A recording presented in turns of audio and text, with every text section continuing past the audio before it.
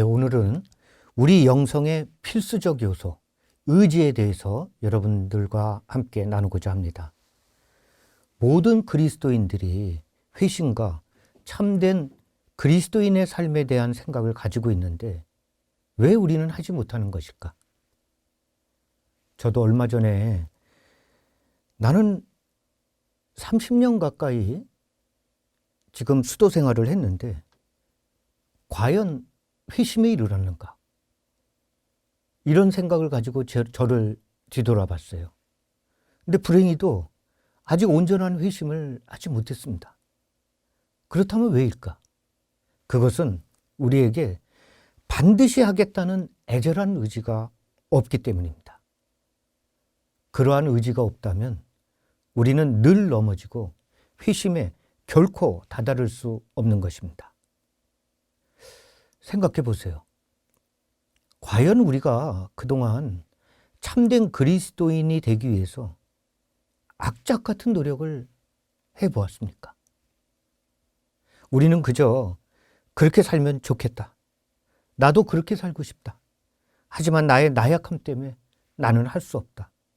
이런 생각만 하고 있지 않았는가? 운동을 악착같이 연습한다고 모두 성공합니까? 공부를 악착같이 한다고 모두 성공합니까? 그리고 우리가 일을 악착같이 한다고 모두 성공합니까? 악착같이 해도 될까 말까 한 것이 바로 세상의 이치입니다. 그런데 애절한 열정도 없이 단순한 바람만 가지고 우리가 어찌 참된 회심에 다다를 수가 있겠습니까?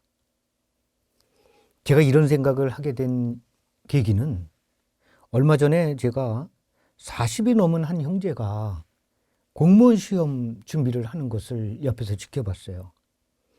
그 친구 입장에서는 정말 애절했어요. 이번에는 반드시 이 시험에 합격해야 된다 라는 마음으로 정말 온 힘을 다해 시험 공부를 하고 있었습니다. 그런 그 형제의 모습을 보면서 제가 문득 이런 생각을 했어요. 내가 과연 그동안 저 형제처럼 나는 이번에 반드시 회심을 해야 된다. 이번을 놓쳐서는 안 된다. 정말 힘을 다해 나는 악착같이 회심을 해야 되겠다. 이런 생각을 그동안 해본 적이 있는가? 근데 곰곰이 생각을 해보니까 불행히도 없었어요. 그저 했으면 좋겠다. 나도 회심의 삶을 살면 좋겠다. 이런 마음만 가지고 있었으니 그동안 하지 못했던 겁니다.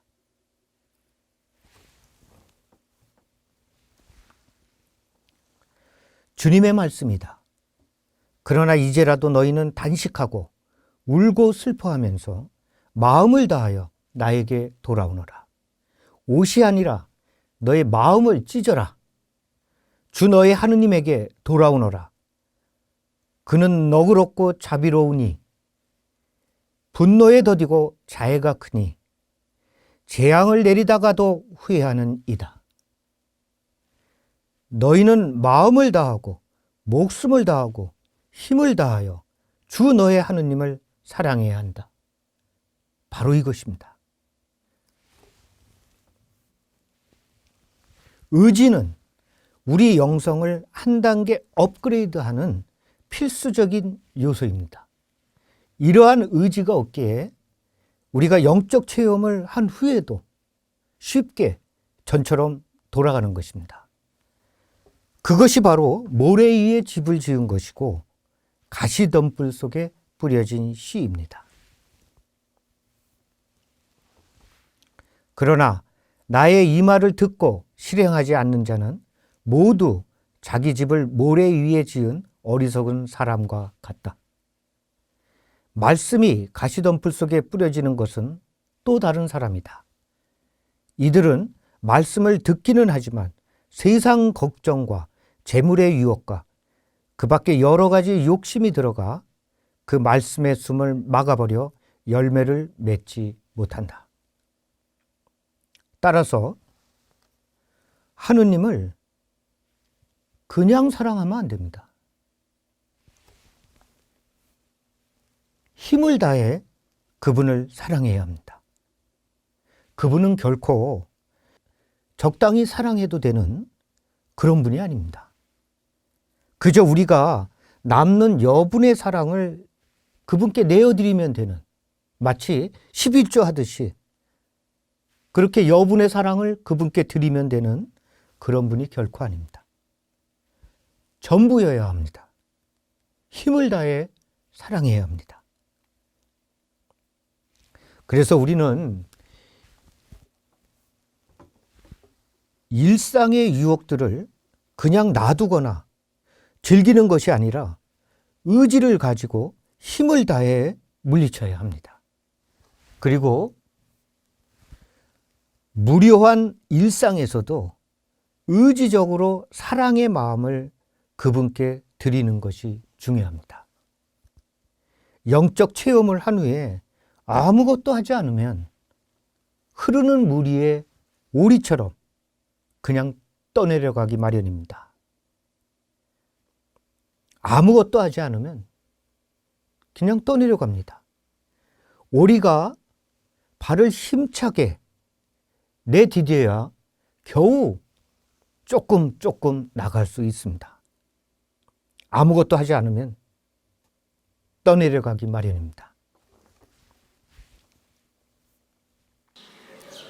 세상은 이렇듯 흐르는 물과 같습니다.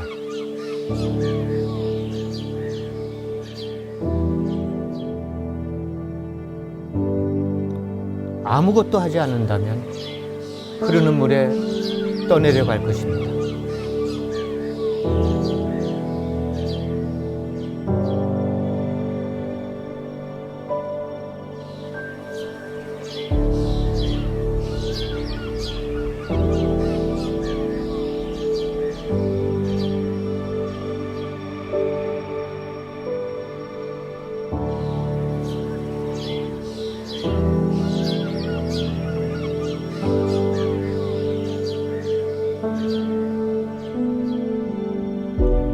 온 힘을 다해, 온 마음을 다해 거슬러 가야 합니다.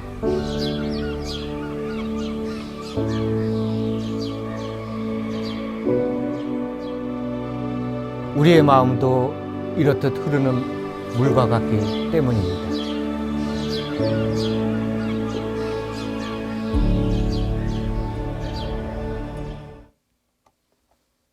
그래서 예수님은 루카복음 11장 23절에서 이렇게 말씀하십니다. 나와 함께 모아들이지 않는 자는 흩어버리는 자다. 하지 않으면 흩어버리는 것입니다. 그래서 미지근한 것이 죄입니다. 마테오복음 25장 26절. 그것이 바로 악하고 게으른 종입니다. 요한묵시록 3장 16절에서는 이렇게 말씀하십니다. 내가 이렇게 미지근하여 뜨겁지도 않고 차지도 않으니 나는 너를 입에서 뱉어버리겠다. 바로 이것입니다.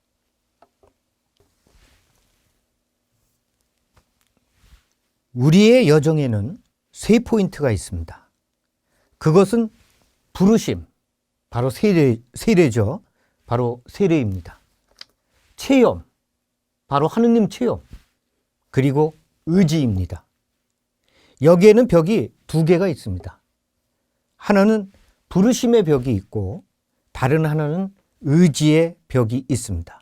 바로 이걸 깨야 됩니다. 이걸. 우리는 이미 세례를 통하여 이 부르심의 벽을 깼습니다. 이제는 바로 의지의 벽을 깨야 합니다.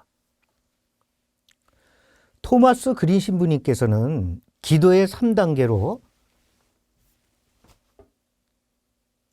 알아가기, 체험하기, 사랑하기, 이렇게 3단계를 말씀하셨습니다. 이거는 왜 우리가 일상생활에서 사람들과 관계를 형성하는 거랑 같지요?